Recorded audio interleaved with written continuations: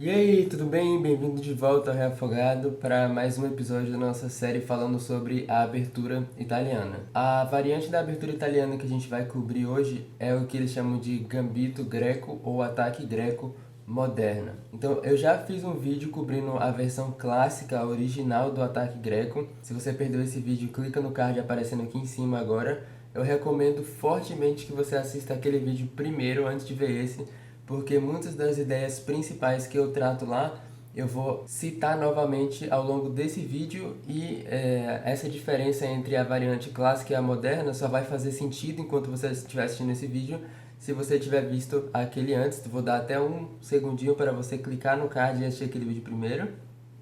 Tá bom? Espero que você tenha voltado daquele vídeo agora, se você não viu ele ainda. E vamos lá ver o ataque greco moderno. Então eu começo da abertura italiana, como sempre, E4 e 5, cavalo F3, cavalo C6, bispo C4, bispo C5. Aqui a gente tem que entrar na variante do ataque do centro com C3, cavalo F6 e D4. E o preto toma em D4, certo? E aqui a gente viu lá no ataque greco moderno, a linha que acontece depois de C toma D4, bispo B4 e cavalo para C3, bloqueando e permitindo o preto tomar em E4. A variante moderna do ataque greco acontece com uma linha um pouco diferente aqui, que é em vez de jogar C toma D4 imediatamente, a gente lança esse lance intermediário E5 para atacar o cavalo e chegar numa posição um pouco diferente. Então, por que a gente faz esse lance agora? Porque essa é a variante moderna dessa abertura. Então, como a gente viu naquele vídeo lá, algumas das linhas, se o preto joga corretamente, se ele é bem familiar com a teoria, ele chega em posições bastante confortáveis e até vantajosas para o preto. Então, com o tempo, no nível mais alto e depois que surgiram as análises com o computador,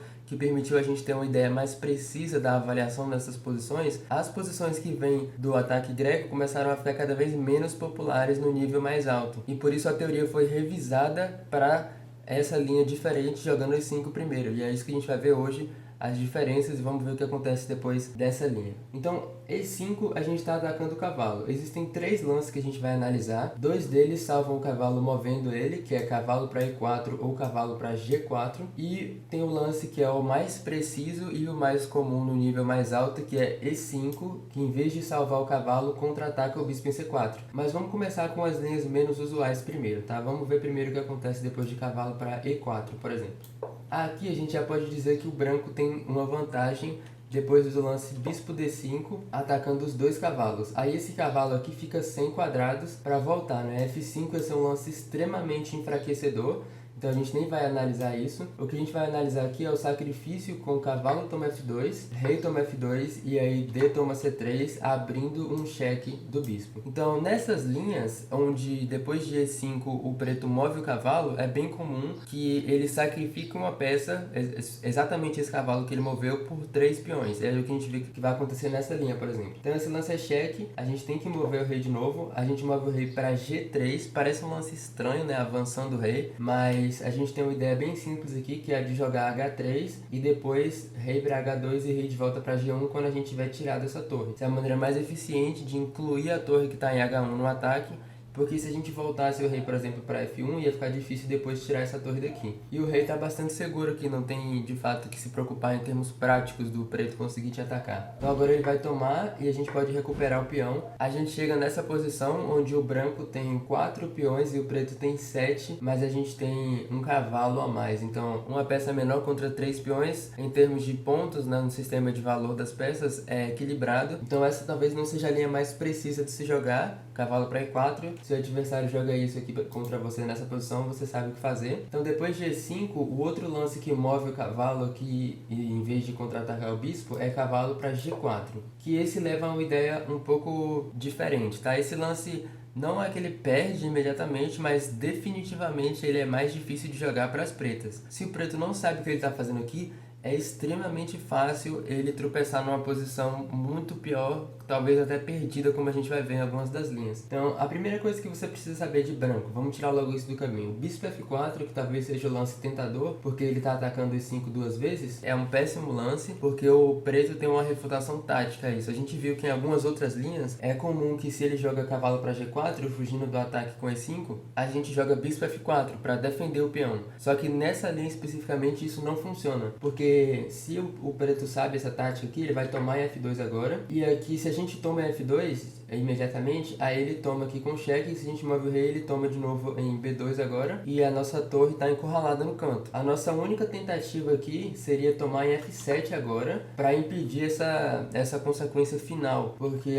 se ele aceita em F7, a gente toma, e depois de D toma C3 com cheque, a gente move o rei. E se agora C toma B2, a gente tem dama B3 cheque e toma esse peão e impede a nossa torre de ser encurralada e perdida aqui. No caso, sem esse sacrifício de bispo em F7, o rei ainda está em E8 e a gente não tem esse lance porque ele ia tomar a torre. Então, essa linha aqui é muito, muito ruim. Ele vai só bloquear, a gente vai tomar em passagem, agora ele ataca a nossa dama e a gente recupera o peão, mas a gente chega nessa posição onde o preto tem 5 peões, a gente tem 3, então a gente tem 2 peões a menos. Então jogar bispo F4 aqui não funciona, a gente precisa saber o lance certo, que é C toma D4, reforçando o nosso centro e atacando o bispo. Então aqui existem alguns lances diferentes que a gente pode ver. Vamos ver o caso que eu falei que acontece quando o preto não sabe a teoria, ele não sabe o que ele está fazendo e ele pode errar logo de primeira aqui, que é o seguinte. Se ele imagina que aqui o bispo está sendo atacado e tenta simplesmente mover, isso aqui leva a uma linha muito ruim, porque agora a gente tem um centro cheio, tem mais atividade de peça,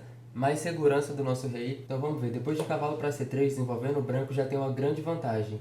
Se roque H3 ataca o cavalo, a melhor tentativa aqui seria tomar em F2, de novo, com aquela ideia de sacrificar o peão por 3 peças, levando uma linha como essa aqui. Aqui parece que ele sacrifica o cavalo, mas dama H4 é cheque e enforca o cavalo em D4. Então a gente bloqueia e ele vai tomar, e se a gente toma de volta esse lance é cheque de novo, a gente move o rei e a gente chega nessa posição onde ele sacrificou uma peça, mas ele tem 7 peões, a gente tem 4, e em compensação pela peça a mais que a gente tem, ele tem 3 peões. Essa seria a melhor tentativa, mesmo assim é muito melhor pro branco essa posição. Então depois de H3, tomar em F2 seria o menos pior, digamos assim, mesmo assim é muito ruim. E se o preto de novo não sabe o que ele tá fazendo aqui e pensar, ele tá atacando, eu vou só mover o cavalo, com um lance como tipo o cavalo de volta para H6 aqui, agora essa posição está completamente perdida depois de bispo G5 atacando a dama. Não dá para jogar F6 bloqueando porque o peão está cravado, então dama E8 é necessário aqui. Ou cavalo para E7, mas não faz muita diferença. Agora a gente tem bispo toma H6, G toma H6, cavalo para E4, ameaçando o cavalo F6 que ia enforcar o rei e a dama. Rei para G7 para defender esse quadrado e para que a gente não tenha mais essa forca. Agora a gente joga cavalo F6 mesmo assim, atacando a dama. A dama tem que mover e dama para D3 já ameaça checkmate em H7. Você consegue ver como essa posição está completamente ganha. Torre para H8 tentando defender, agora dama E3 e a gente tem uma quantidade muito grande de ameaças aqui.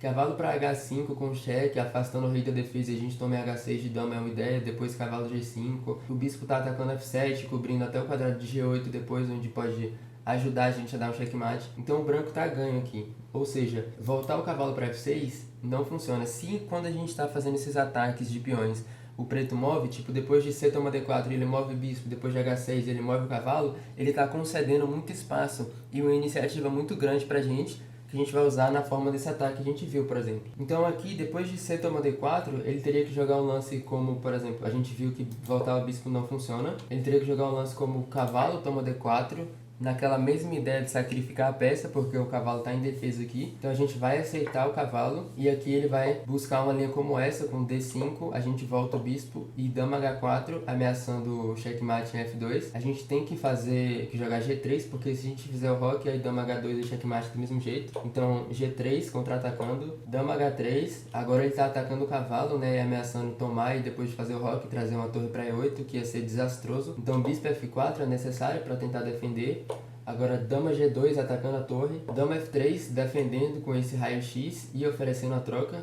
Aí aqui ele pode tomar em F2, dama toma F2, cavalo toma F2, está atacando a torre em H1. A gente tem que tomar muito cuidado aqui porque a nossa torre está atacada e o cavalo em E4 está no ar. Então o lance certo é cavalo para B5, tirando a nossa peça do ataque e ameaçando o cavalo C7, que ia ganhar de volta a torre. Então tomar em H1 aqui é ruim porque ele ganha a nossa torre, mas a gente tem cavalo C7 cheque, ele move e a gente ganha a torre dele também. Então não funciona, a melhor tentativa seria C6. Agora cavalo para C7 não funciona mais, porque ele ia mover o rei para atacar e o material ia ficar igual, levar uma posição um pouco inferior à que a gente vai ver se a gente joga cavalo para D6 com cheque, que é o melhor lance, porque agora ele move o rei e a gente salva a nossa torre. Então dessa forma a gente consegue salvar o cavalo que estava no ar em D4 e a torre que estava atacada em H1. Então depois de cavalo D3 aqui, cheque, salvando a peça, a gente move o rei, ele pode trocar as peças. Só cuidado se você tiver de pretas para não tomar imediatamente, porque o branco recupera a peça e ainda vai estar atacando esses dois peões, então C6 primeiro. E a gente chega nessa posição que é um pouco melhor ainda para as brancas, mesmo que o preto tenha jogado de forma um pouco mais precisa lá atrás. E só para esclarecer uma dúvida que pode ter ficado aqui, é que nessa linha, depois de cavalo toma D4, que a gente está vendo, se a gente toma em D4 e depois de D5 a gente não volta ao bispo, que é o lance que a gente acabou de ver e toma em passagem, no lugar disso, ele toma D6, esse lance é ruim, porque agora ele vai fazer o roque. Se a gente faz o roque também, aí ele tem, surpreendentemente, dama toma D6, aí tá atacando o cavalo duas vezes, então a gente ainda tem uma peça a mais, só que os problemas vão começar a acumular, porque ele tá atacando o cavalo aqui duas vezes e tá atacando H2 duas vezes também, ameaçando checkmate. Então o único lance que resolve os dois problemas é cavalo para F3, salva a peça e defende H2. Só que agora ele tem bispo toma F2, e não dá pra tomar, porque tomar de torre aqui ia cair a nossa dama, então a gente tem que mover o rei. Agora ele vai trocar e mover o bispo, e agora tá ameaçando o cavalo para F2, que ia ser cheque e enforcar a torre. Então se a gente volta a torre para F1 para defender, agora ele tem um cheque perpétuo para forçar um empate, porque cavalo F2 é cheque. Se a gente move o rei, ele move o cavalo com cheque de novo, cheque do cavalo, né, e cheque descoberto do bispo, então não dá para tomar aqui. Então a gente tem que mover de novo e ele força uma repetição. Se a gente não quer aceitar a repetição e o empate aqui, a gente vai ter que tomar o cavalo, só que essa linha agora já é um pouco melhor pro preto, ou a posição é entre igual e um pouquinho melhor pro preto. Então nem tem muito motivo de por que jogar dessa forma. Então depois de C toma D4 aqui, a gente viu bispo de volta para B6, que é o lance que perde. Vimos cavalo toma E4, que continua sendo ruim, mesmo que se o preço jogue precisamente não é tão ruim quanto o bispo B6. Agora vamos ver o lance que talvez seja o menos pior de todos esses. Essa posição já é ruim, para deixar claro, porque cavalo para G4 foi um erro lá atrás. Então, qualquer lance que o preto faça aqui, nenhum deles vai resolver o problema. Mas vamos ver qual seria o menos pior aqui, que seria de jogar D5, porque agora a gente isso força o nosso bispo a mover com bispo para B5, cravando o cavalo, que é o quadrado mais ativo para a peça. Agora, bispo de volta para E7, salvando a peça aqui do ataque, né? Cavalo C3 desenvolvendo, bispo para E6, roque, H3, ataca o cavalo. Cavalo volta para H6, e aqui a gente tem a opção de tomar a peça. Depois de G toma H6, dama D2 ataca o peão, ele teria que defender dessa forma, só que a gente pode tomar. Se ele toma de dama aqui, a gente tem F4, que é bom para o branco, então tomar de peão seria a melhor tentativa. Agora F4 desafiando o peão, G toma F4 e dama toma F4 leva uma posição um pouco melhor para o branco. D5 também não funciona se o branco sabe a refutação e ele conhece essa linha. Então depois de G5 aqui a gente viu cavalo para E4, cavalo para G4, que são lances alternativos e a gente sabe como resolver, como punir, nenhum dos dois é muito bom. Agora vamos para o melhor lance aqui que o preto tem, que é D5, contra-atacando o bispo aqui e ignorando o fato do cavalo estar atacado. Vamos tirar logo uma linha do caminho, que é tomar o cavalo e ele toma o bispo. Se a gente toma o cavalo ele toma o bispo, a gente toma o G7, ele vai mover a torre. Isso aqui não é tão bom quanto pode parecer, porque a gente cede a nossa melhor peça, que é o bispo em C4, cede o par de bispos em consequência disso também, e o preto vai logo em seguida recapturar esse peão em G7 e vai ter uma coluna aberta para a torre dele. Então, por mais que isso possa parecer atrativo, essa linha não funciona. Então a melhor tentativa que a gente tem aqui seria jogar bispo para B5 para cravar o cavalo. Bispo para E2, nessa posição aqui, também é uma linha, mas eu acredito que é uma linha um pouco menos ambiciosa. Bispo B5 leva a posições um pouco melhores para o branco, eu acho. Mas vamos ver o que acontece mesmo assim. Só para o propósito de, se você estiver jogando isso aqui de preta, saber o que fazer se o branco joga bispo para E2. Então aqui a gente vai jogar cavalo E4, a gente tem que tirar o cavalo do ataque. Agora C toma D4 e bispo B6, salvando a peça. Bispo E3 para desenvolver e a gente faz o roque. Aí se cavalo C3, a gente tem esse lance que é importante que você conheça. F6, desafiando o peão E5.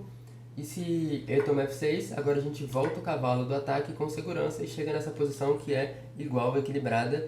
Então, se o branco joga bispo E2, ele está concedendo uma posição bastante fácil de jogar de pretas e confortável e igual. Então aqui, em vez de bispo para E2, bispo B5 é um lance um pouco mais ambicioso. Agora a gente joga cavalo para E4, né? É necessário, a peça estava atacada. E C toma D4, a mesma continuação. O bispo está atacado agora, então bispo B6.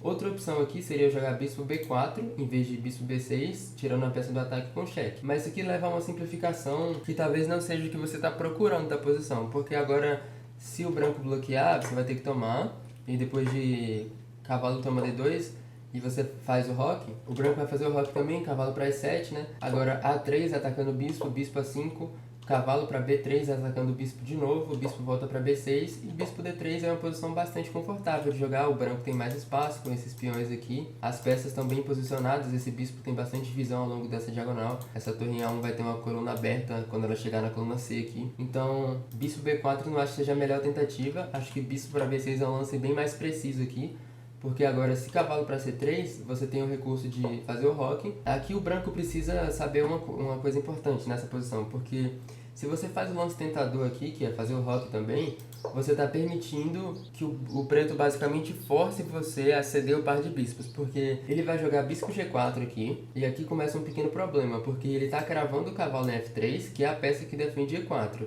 E E4 já está atacado 2 vezes. Então aqui ele está ameaçando tomar em E4 mesmo, porque o cavalo está cravado. Então a maneira melhor de resolver isso seria a gente tomar em C6 agora, e depois de ele recapturar, ele não tem mais esse ataque tão forte no quadrado. Então a gente tira a peça do ataque. Mas aí a gente cedeu o par de bispos, cedemos o bispo claro e chega na posição igual. Por mais que pareça que isso seja bom pra gente, porque o preto tem esses peões dobrados na coluna C, eles só são peões dobrados por enquanto, porque o preto não vai demorar muito até que ele jogue C5, desafiando o peão em D4 e se livrando desse peão dobrado que ele tem aqui. Então essa posição é bastante equilibrada. Ou seja, depois de o preto fazer o roque aqui, se a gente faz o roque também permite bispo G4.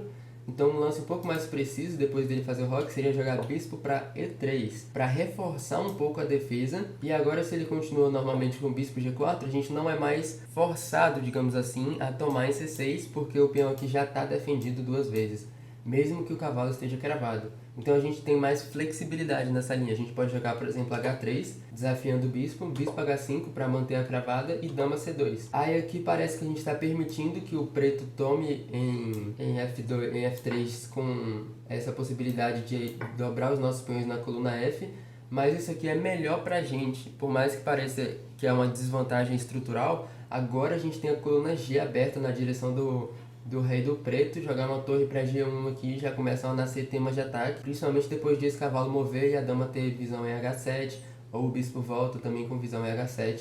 Então você está mais ajudando o branco a fazer um ataque aqui se você toma F3 e abre a coluna G. Então depois de dama para C2 aqui, tomar F3 não é a melhor das ideias. Um lance melhor seria voltar o bispo e ameaçar essa descoberta aqui.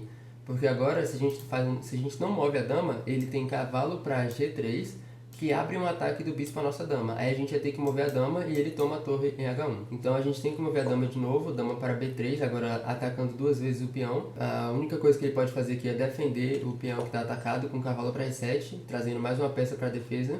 E agora a gente tira o tempo para fazer o roque e o preto vai jogar C6.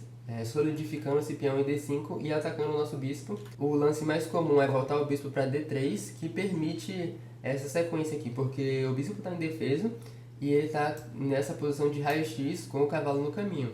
Então o preto tem um lance como cavalo para D2, que ataca a dama e abre um ataque ao bispo que está em defesa. Então aqui a gente teria que tomar para ganhar a peça e defender a nossa dama. E agora ele recupera a peça tomando em D3 e a gente move a torre do ataque.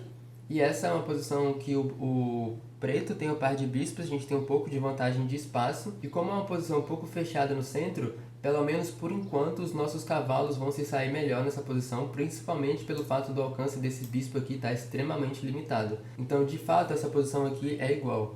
E essa é a posição que a gente chega da linha mais teórica, que é a linha que o preto alcança se ele joga os lances mais perfeitos e mais corretos. Então essa linha, comparada às linhas que acontecem lá do ataque greco clássico, é mais equilibrado. O preto não consegue forçar uma vantagem tão grande assim quanto em algumas daquelas linhas nessa variante. Então, em função desses motivos, essa se tornou a linha principal, se tornou a versão moderna da teoria no ataque greco. Então, eu espero que tenha dado para esclarecer a diferença e os temas que acontecem nessa linha. A gente ainda tem teoria da abertura italiana para discutir, então ainda faltam algumas variantes para cobrir antes da gente poder passar para a próxima abertura. Então, se inscreve no canal se você não quer perder isso e ativa as notificações para você saber quando esses vídeos saírem. E é isso. Se ficou alguma dúvida, como sempre, deixa nos comentários que eu vou procurar esclarecer e até o próximo vídeo.